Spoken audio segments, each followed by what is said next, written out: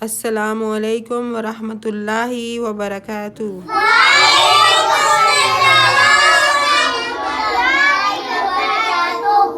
कैसे हैं आप सब? आज हम कौन सा पारा करेंगे? कौन सी सूरत?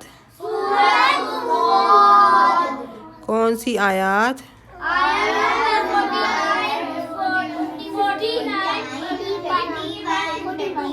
49 से 52।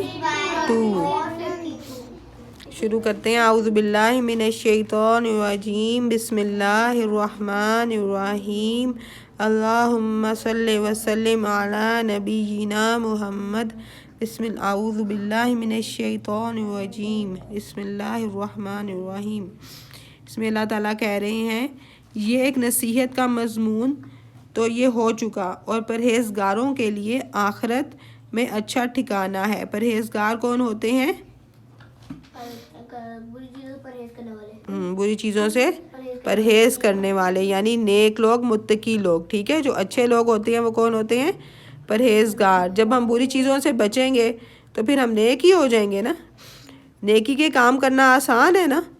नमाज़ पढ़ना फिर भी आसान है, रोज़े रखना आसान है। कई लोगों के लिए मुश्किल है, लेकिन कुछ लोगों के लिए ये काम करना आसान है। ठीक है, लेकिन कई लोग आप ऐसे भी देखोगे, नमाज़ें भी पढ़ रहे हैं, रोज़े भी रख रहे हैं और साथ बुरे काम भी कर रहे हैं। ठीक है, जब अपना काम करते हैं, कारोबार करते हैं, चीज़ें बेचते हैं तो झूठ बोलते हैं। आप लोगों ने देखा कभी सब्ज़ी ख़रीद रहे हो, आपकी अम्मी वगैरह, नहीं इतने की नहीं बाजी, इतने की नहीं, कई ज़्यादातर उसमें क्या कर रहे होते हैं? झूठ बोल रहे होते हैं। कपड़ा बेचते वक्त, चीज़ें ऐसे काम करते वक्त ज़्यादा रेट बता देते हैं। पहले लेने से पहले वो कम बताते हैं, मेरी मम्मा पूछती है तो वो डबल बता देते हैं। बस उनका मकसद क्या होता है कि हम अपनी चीज़ें बेच दें। सच की बुनियाद पर भी बिक जाती हैं। ठीक है, परहेज़गार वो होते हैं जो नेकी के काम भी करें और बुरे कामों से बचें भी। दोनों चीज़ें करनी है। ठीक है, ये नहीं कि नमाज़ें पढ़ ली और नेक बीबी बाबा बन गए और साथ जो है बुरे काम नहीं छोड़े। अब अल्लाह ताला अब देखो क्या बताने लगे हैं कि परहेज़गारों के लिए क्या होगा, और परहेज़गारों के लिए आखिरत में अच्छा ठिकाना है, यानी हमेशा रहने के बागात जिनके दरवाज़े उनके वास्ते खुले होंगे और इन बागों में तकिया लगाए बैठे होंगे। बागों में किस तरह बैठेंगे? तकिया लगा के। आप लोग कभी किसी पार्क में जाके बैठे हो तकिया लगा के? जाके खेल कूद के आ जाते हो ना। उधर आप लोगों को लगाने भी नहीं पड़ेंगे, आप लोगों के लिए तकिए लगाए गए होंगे। उधर आप लोगों के लिए खादिम होंगे, सर्वेंट होंगे। आप इस क्लास में आते हो ना, इधर आके आप लोग खुद डेस्क लगाते हो, इधर भी आपको एफर्ट करनी पड़ती है। लेकिन वो जब अल्लाह ताला आपको बागात देंगे, उधर सब कुछ आपको किया कराया मिलेगा। लेकिन उसकी एक शर्त है कि इस दुनिया में नेक बन कर रहो।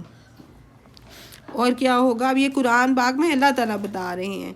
और वहाँ जन्नत के खादिमों से यानी वहाँ जन्नत के खादिम भी होंगे और बहुत से मेवे और पीने की चीज़ें मंगवाएंगे। यानी जो जन्नत के खादिम होंगे ना, उनसे हम क्या मंगवा सकते हैं? मेवे क्या होते हैं? कोई भी फ्रूट्स वगैरह जो होते हैं, और पीने की चीज़ें मंगवाएंगे, और उनके पास नीची निगाह वाली हम उम्र होंगी। अब ये इन आयात में अल्लाह ताला ने हमें 2-3 चीज़ें बताई हैं। ठीक है, इसके अलावा आप लोगों को क्या पता है कि जन्नत में क्या होगा? हाथ खड़ा करोगे? हाँ जी, आप ऊंची आवाज़ में। मीठे मीठे दूध की लहरें होंगी। आ जाओ इधर, मुहिब इधर आ जाओ। और जो चीज़ हम लोग सोचेंगे खाने के लिए, पीने के लिए, कुछ भी सोचेंगे, वो हमारे पास हाजिर हो जाएगा। ठीक है, और क्या होगा जन्नत में? हाँ बताओ। वो दूध की नहरें कैसी होंगी? आइसक्रीम की तरह ठंडी होंगी। और मीठी कैसी होंगी? शहद की तरह। शहद की तरह मीठा दूध होगा, यानी इतनी मज़े की होगी। आइसक्रीम होगी ना एक तरह की। आपने क्या कहा? आइसक्रीम की तरह ठंडी होगी, बर्फ़ से ज़्यादा ठंडी होगी और शहद से ज़्यादा मीठी होगी। यानी एक किस्म की क्या होगी? आइसक्रीम। इधर की आइसक्रीम आपको कितनी अच्छी लगती है? तो सोचो वो आइसक्रीम कैसी होगी, जन्नत की आइसक्रीम कैसी होगी। जन्नत में हम अल्लाह ताला का दीदार भी कर सकते हैं। और हम लोग पिछले साल से यहाँ की आइसक्रीम मैंने खाई थी। ऊंचा बोलो। पिछले साल सबसे ज्यादा यहाँ की आइसक्रीम मैंने खाई थी। कहाँ की? 4,000 की। यहाँ पे जो आइसक्रीम मिलती है सारी 4,000 की। अच्छा, और जन्नत में क्या होगा? और क्या होगा? हम कभी भी सो नहीं सकते। क्यों? वहाँ नींद नहीं आएगी, ठीक है। ये जिस तरह इधर आप थक जाते हो ना, थकावट हो जाती है, नींद आ जाती है। और एक हमें क्या मसला होता है इधर, वॉशरूम का मसला होता है, वॉशरूम जाना पड़ता है, ठीक है। उधर वॉशरूम का मसला नहीं होगा, खाओगे पियोगे, फालतू नहीं बोलना, और एक डकार लोगे, हल्का सा कोई सिस्टम अल्लाह ताला करेंगे और आप लोगों का खाना हज़म हो जाएगा। नींद की भी टेंशन नहीं, वॉशरूम की भी टेंशन नहीं। और क्या होगा? जो मांगोगे आपको उधर मिलेगा। हर चीज़ बहुत मज़े की होगी, टेस्टी होगी। इधर आप कहते हो ना मामा कैसा, जाहिरी बात है दुनिया का तो कोई मुकाबला ही नहीं है जन्नत से। आपको दुनिया के आम पसंद है ना, ठीक है, मज़े के होते हैं ना, मुंह में पानी आ गया। लेकिन जन्नत के सोचो फिर आम कैसे होंगे, बड़े बड़े होंगे। भाई यहाँ का पिज्जा इतना मजे का होता है, जन्नत का कैसा होगा सोचो। ना किसी को भूख लगेगी और ना प्यास लगेगी, मज़े के लिए। अब आप आइसक्रीम भूख के लिए तो नहीं खाते ना, मज़े के लिए खाते हो ना। आइसक्रीम आपका जब दिल करता है, मेरा दिल कर रहा है मैं आइसक्रीम खाऊं, ठीक है, मेरा दिल कर रहा है मैं चिप्स लेके आऊँ, उस वक्त भूख लगी होती है? भूख तो नहीं लगी होती। मज़े के लिए खाओगे, यानी इस टेंशन कोई नहीं होगी। भूख की टेंशन है ना। अब किसी ऐसे कुछ लोग हैं इधर जिनके पास पैसे नहीं है, खाने को नहीं है, उन्होंने तो भूख मिटानी है ना। भूख का असल मसला ना, भूख के लिए मेहनत करनी है, भूख के लिए पैसे कमाने हैं, भूख के लिए लोग मजदूरी करते हैं, बीमार भी होते हैं तो उठ के क्या करते हैं, जाते हैं, कमाते हैं, ठीक है। तो उधर भूख का मसला नहीं होगा, बस मज़े ही मज़े होंगे। दिल की आइसक्रीम जो मर्ज़ी खाओ, जो मर्ज़ी फरमाइश करो, वो हाजिर हो जाएगी।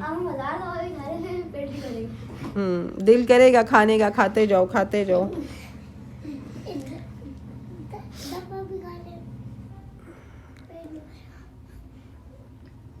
और हर चीज़ बहुत बड़े बड़े साइज़ की होगी।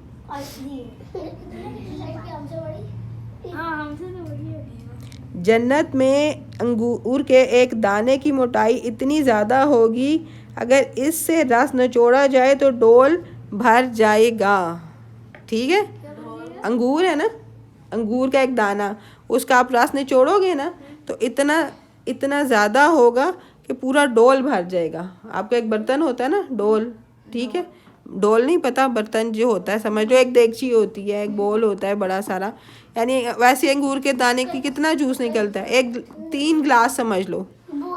एक अंगूर के दाने में से बतूल कितना जूस निकलेगा? 3 गिलास जितना, 4 गिलास जितना, इतने बड़े बड़े अंगूर होंगे। हो सकता है इससे भी बड़ा हो, अजलान जितना एक अंगूर का दाना हो भी सकता है। आप अल्लाह ताला को कहो, फरमाइश करो मुझे बड़ा सारा दाना चाहिए, तो बड़ा आ जाएगा। और एक और मज़े की बात होगी, उधर वहाँ दोस्तियाँ होंगी लेकिन दुश्मनियाँ नहीं होंगी।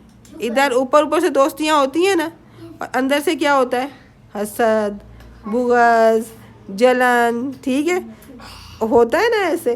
कितनी भी आपकी पक्की फ्रेंडशिप हो, दूसरे बंदे की कोई ना कोई बात आपको बुरी लग जाती है, कोई ऐसी कोई ना कोई बात लगा जाता है जो फिर बंदे के दिल को लग जाती है। हम कहते हैं इसने ऐसे क्यों।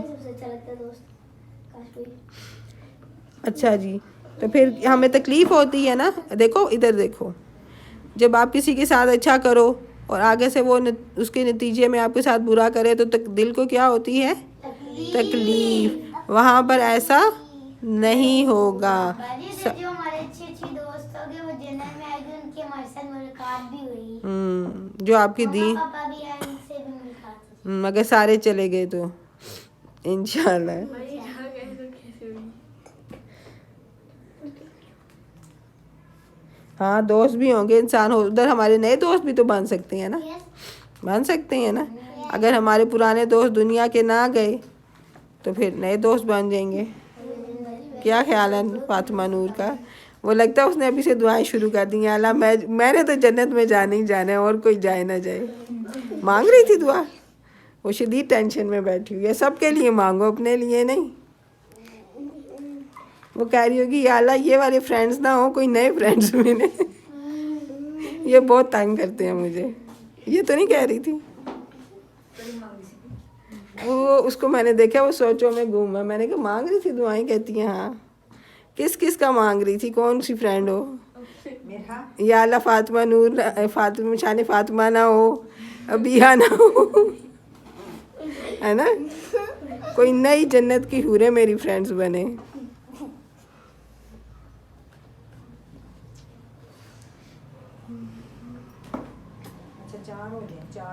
अच्छा फिर हाँ थोड़ा कर लेना। वो तो एक होगी, वो एक ही है, बाकी थोड़ा। हाँ चलो। अच्छा अब ये देखो एक दुआ है, ठीक है। मुहिब आप पीछे चले जाओ। अब इस दुआ में हम क्या अल्लाह ताला से मांगते हैं, आप सब मेरे साथ पढ़ो। ए अल्लाह बेशक मैं तुझसे सवाल करता हूँ जन्नत का और हर इस कौल या अमल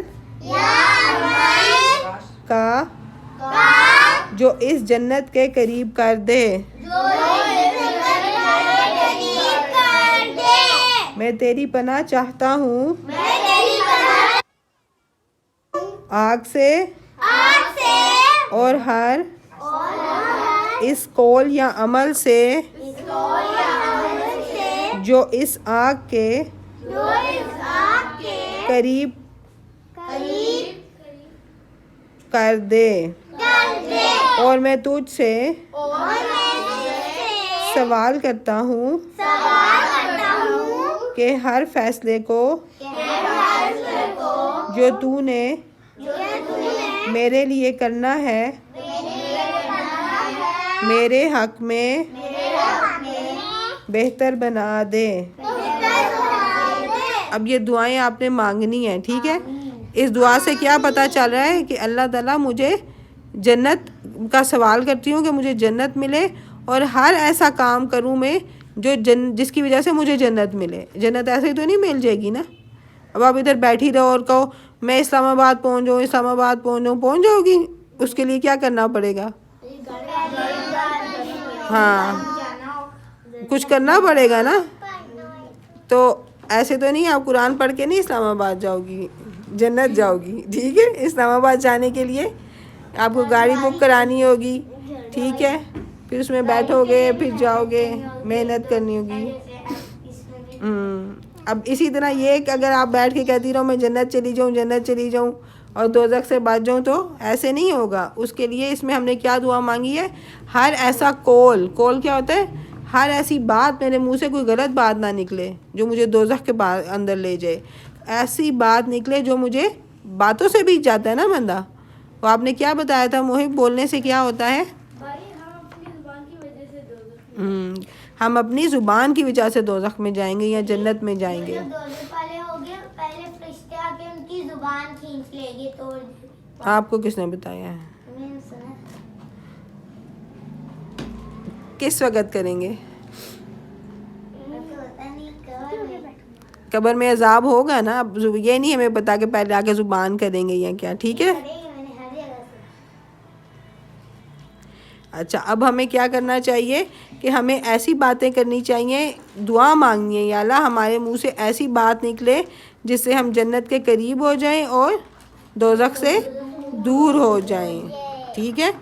चलो जी। और दीन के मामले में भी जब हमने बात करनी है बहुत सोच समझ के, जब किसी को अच्छी बात भी बतानी है प्रॉपर नॉलेज के साथ, ठीक है। ये नहीं कि हमने जो इधर उधर से सुन लिया हम दूसरों को बता दें। हमें पता होना चाहिए अहादीस का, कुरान का। अब ये जो बातें मैंने आपको बताई हैं ना जन्नत के बारे में, ये अहादीस से साबित है, ठीक है। आप लोग छोटे बच्चे हो, मैंने आप लोगों को एक एक हदीस नहीं बताई कि ये बुखारी की हदीस है, ये इब्ने माजा की है, ये इब्ने दाऊद की है। अहादीस की बुक्स होती हैं ना, मुस्लिम की अहादीस है। आप लोगों को इस चीज़ की नॉलेज नहीं है, इसलिए मैंने आपको नहीं बताई। जब भी कोई बात कहो उसके लिए आपके पास बैकग्राउंड होना चाहिए, ठीक है। अस्सलामु अलैकुम व रहमतुल्लाहि व बरकातुहू।